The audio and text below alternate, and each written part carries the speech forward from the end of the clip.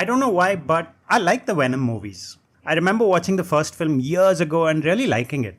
It wasn't as good as Avengers Endgame, but it was still a pretty good film. And then I watched the second film and I do not remember that film at all. I, in fact, watched it again recently. I thought I was watching part 3, The Last Dance. I was surprised The Last Dance was on Netflix. So I watched it and I got to the post-credit scene and I realized I've already watched this film. This is part 2, not part 3. Anyway, now a week later, I still don't remember most of what happened in that film. But I recently watched Venom The Last Dance and I must say I'm sort of sad to see Tom Hardy go. This might not come as a surprise to you, but I spoil movies. When I'm talking about films, I spoil them without giving any warning. So Venom dies in the film. He actually dies. And Eddie or Tom Hardy is left walking the streets of whatever city he's walking in. Maybe it's New York. But he's walking the streets saying goodbye to Venom. And I was kind of sad. I was sad that Tom Hardy wouldn't reprise his role as Venom. And I was sad that I wouldn't be seeing Venom anymore. Anyway, this film has a lot of problems, starting with no real antagonists.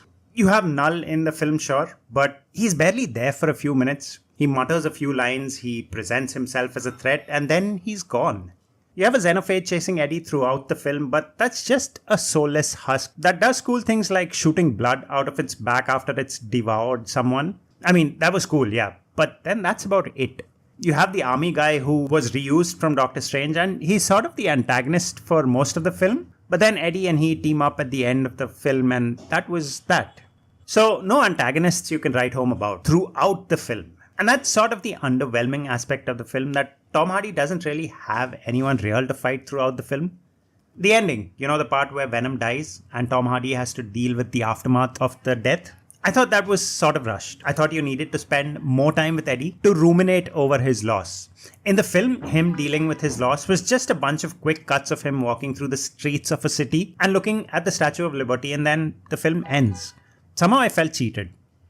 And I'm sure it pissed everyone off when Eddie actually gets transported to Earth 616 at the end of the last film, where Doctor Strange and Spider-Man and everybody else is, and in this movie, promptly gets sent back to Earth 688, his own Earth, with nothing of significance having happened, no crossover, no meet cute, nothing.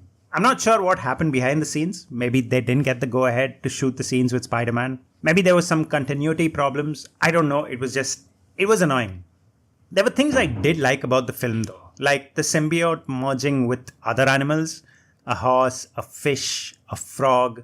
Those sequences were fun to watch. It was fun to see the venomized version of these everyday animals.